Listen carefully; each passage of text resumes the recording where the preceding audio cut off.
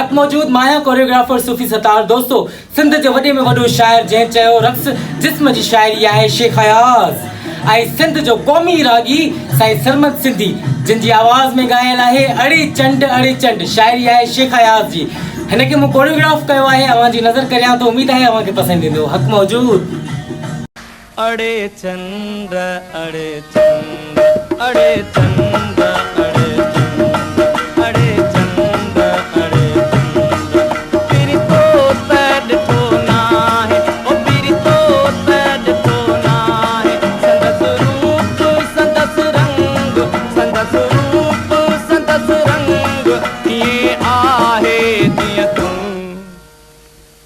अड़े चंद अड़े चंद अड़े चंद अड़े चंद तेरी तो पैड तो ना है ओ तेरी तो पैड तो ना है संदस रूप संदस रंग संदस रूप संदस रंग ये आहे जिया तू अड़े चंद अड़े चंद अड़े चंद अड़े चंद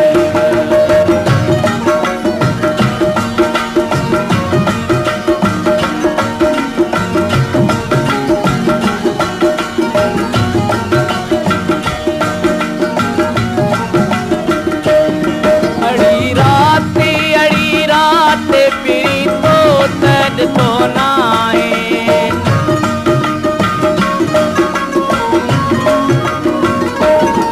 अड़ी रात अड़ी रात अड़ी रात अड़ी रात अड़ी रात पिरी तो तड तो नाए संदस वार संदस वंग संदस वार संदस वंग ये आहे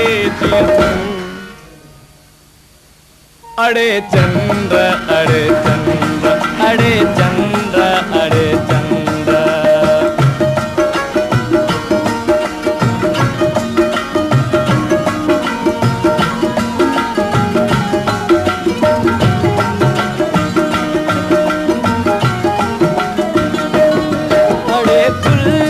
अड़े कुल्ला पिरी को तड तो नाए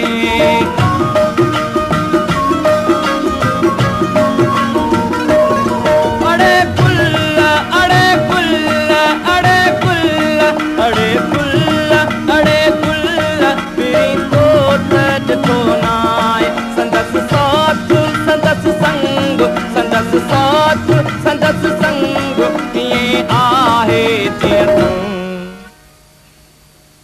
अड़े चंद अड़े चंद अड़े चंद अड़े चंद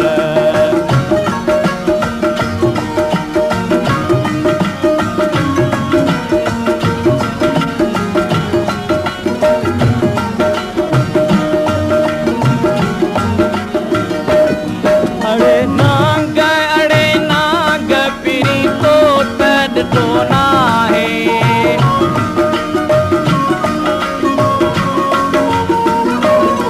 अड़े नाग अड़े नाग अड़े नाग अड़े नाग अड़े नाग पिरी तो तड तो ना है संदस राहु संदस डंग संदस राहु संदस डंग ये आहे अड़े चंद अड़े चंद अड़े